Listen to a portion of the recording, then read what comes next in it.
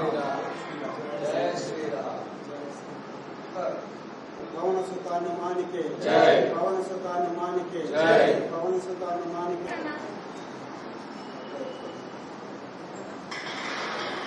जय। जय श्री राम। जय श्री राम। जय श्री राम। जय श्री राम।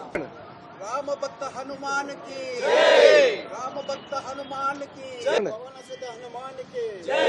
पवन सुत हनुमान के जय। पवन सुत हनुमान के जय।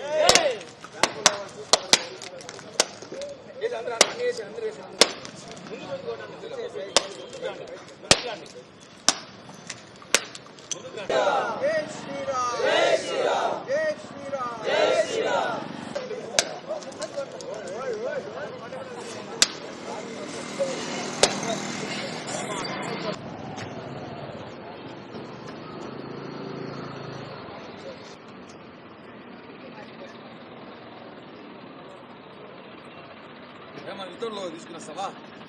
జై శ్రీరామ్. ఆంధ్రప్రదేశ్ రాష్ట్ర డిప్యూటీ సీఎం, మా జనసేన పార్టీ అధ్యక్షులు, మా అందరి ఆరాధ్య నాయకుడు, ఆరాధ్య దైవమైన శ్రీ కొణిదెల పవన్ కళ్యాణ్ గారు నిన్నటి దినం మనం చూస్తున్నాం. గత కొద్ది రోజులుగా చాలా బిజీ, ప్రజా శ్రేయస్సులో, ప్రజాసేవలో ఆయన చాలా బిజీగా ఉన్నారు. ఆయన శాఖ, ఏ శాఖ అయితే ఆయన తీసుకోరో ఆ శాఖలన్నిటి కూడా విపరీతమైన పనిచేస్తున్నారు. భారతదేశంలోనే పంచాయతీరాజ్ నంబర్ 1 స్థానానికి రావడం పవన్ కళ్యాణ్ గారి కృషి. అలాంటి వ్యక్తి ఆయన ఆరోగ్యం కూడా పట్టించుకోకుండా ప్రజలకు సేవ చేస్తున్నారు. గత కొద్ది రోజులుగా ఆయనకు ఒక అనారోగ్యంతో బాధపడుతున్నా కూడా ఆయన రాష్ట్ర ప్రజలకు ఇచ్చిన మాట ప్రకారం సేవలో నిమగ్నం అయిపోయారు తప్ప, నిన్నటి దినం చాలా ఆయనకి బాగాలేని పరిస్థితిలో ఆయన హైదరాబాద్ హాస్పిటల్ తీసుకెళ్ళి అక్కడ ఆయనకి చిన్న సర్జరీ చేయడం జరిగింది.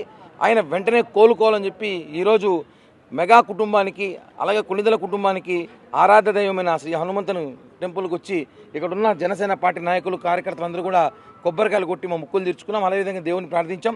ఆయన త్వరగా కోలుకొని మరీ వెంటనే చాలా త్వరలో మళ్ళీ ఆయన శాఖలోకి వచ్చి ఈ రాష్ట్ర ప్రజలే కాదు దేశ ప్రజలకి ఆయన సేవ చేసే అవసరం ఉన్న, దేశానికి అవసరం ఉన్న నాయకుడైన.